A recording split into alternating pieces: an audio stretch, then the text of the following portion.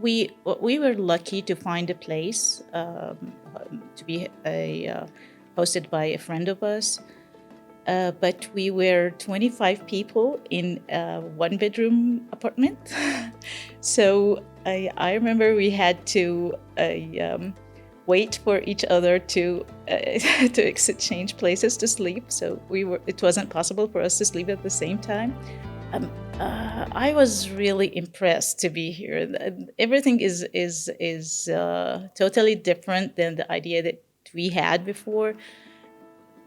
Thank you. Hi, I'm Nouha Nijim. I'm the Dean of Economics and Administrative Science at the Azhar University in Gaza. I had to leave Gaza 6 months after the war, which started on October 7, 2023, as you know. We were displaced from our home in Gaza on October 13, Friday the 13th. I never forget that day. We were rushed to leave home, so we took whatever we could, especially our documents, certificates, etc., because this is what we had already in hand, because we're used to wars, as you know. So we had this bag of all our certificates and important documents ready for any for any urgent move. So we grabbed it and we left to the south, to a city called Khan Yunis. We were lucky to find a place to be hosted by a friend of us. But we were 25 people in a one-bedroom apartment. So I remember we had to wait for each other to to exchange places to sleep. So it wasn't possible for us to sleep at the same time. But it was still okay. We had food, we had everything. We were waiting for the war to end. So we expected it to last like on max 2 months or so, just like the previous war on 2014, which lasted for 55 days. But it didn't happen. We had to move to another place in Rafah, the south. It lies on the border between Gaza and Egypt. And at that time, my brother's family left. They were evacuated by the Canadian government. But I was there with my mother and son. Again, we were waiting to return back to our home in Gaza. But unfortunately, after 6 months of the war and things started to get worse, food was not available all the time. And for example, we had to determine special portions for each meal, and we had to stick to that. And after a while, we had to decide to stay or to leave, especially after the news that they are going to invade Rafah.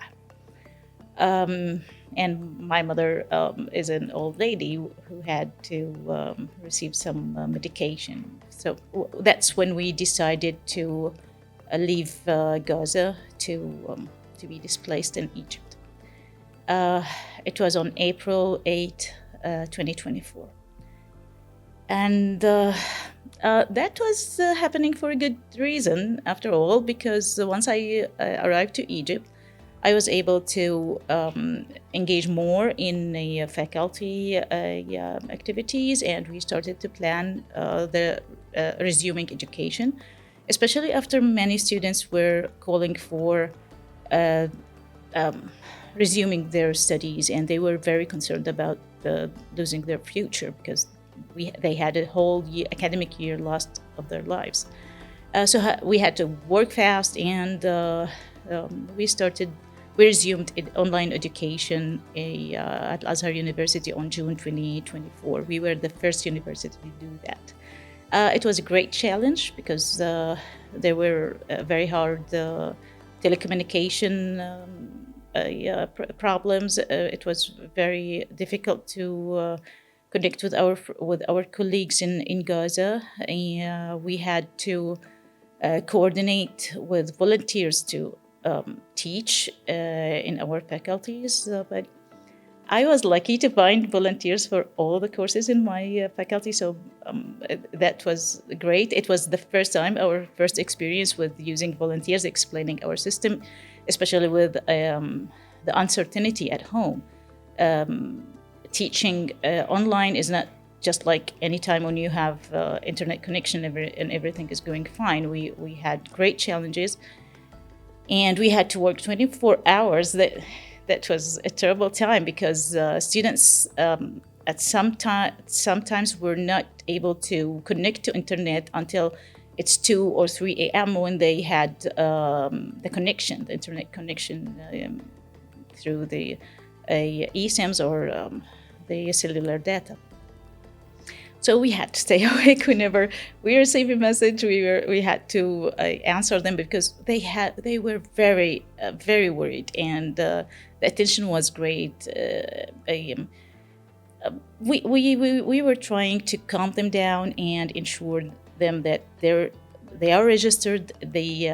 Everything is going to be okay. We had many students that didn't even know that education was resumed for a month or two. So we had to get them enrolled prior to the finals.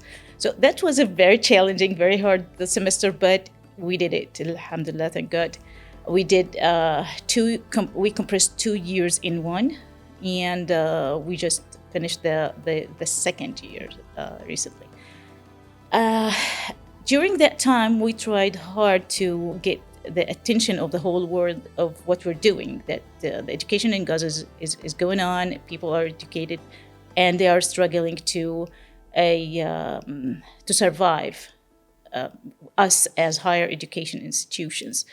But unfortunately, the response was very weak until we had some connections with many institutions, and one of them is COMSTECH, who invited us to Pakistan here. But this is a result of about 2 or 3 months of preparation and arrangements for this visit. We were invited to represent the higher education sector or universities in Gaza to explain how we were functioning, the process that we had, and to get introduced to the Pakistani, I would say, culture and university system. I was really impressed to be here. Everything is totally different than the idea that we had before. I never imagined in my life that I would visit Pakistan, but it happened. I knew many Pakistani friends back when I was studying my master's degree. I had many friends from Pakistan and all over the world. And I know they love Palestinians, and I know they are very highly educated people, especially the ones that I met. But I didn't know that they have these warm feelings for us. I really feel home. I never felt that I left home at all. It's a feeling that you would have only if you meet people that understands you, that appreciates you, and are welcoming you this hard. So that's a great opportunity that I would thank COMSTECH for forever. So we got the chance to meet with COMSTECH, of course, the staff, the great staff, and the vice chancellor,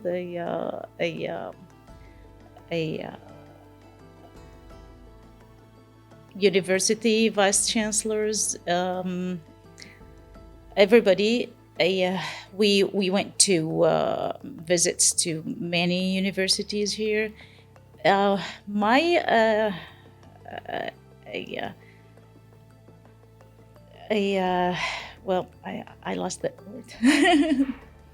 My impression was that each university has a unique personality, or like it's different. Each university is different than the other one.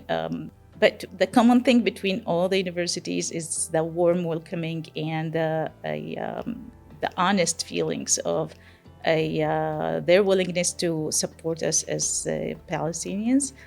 Uh, uh, Finally, I would like to thank the Pakistani people, the people of Pakistan. See, I miss the word. It's just like Pakistani and Palestinian. It's just the same. So thank you, Pakistani people for your host, for your welcoming, your warm welcoming us, and thank you, COMSTECH, for giving us the opportunity to be here. Thank you very much.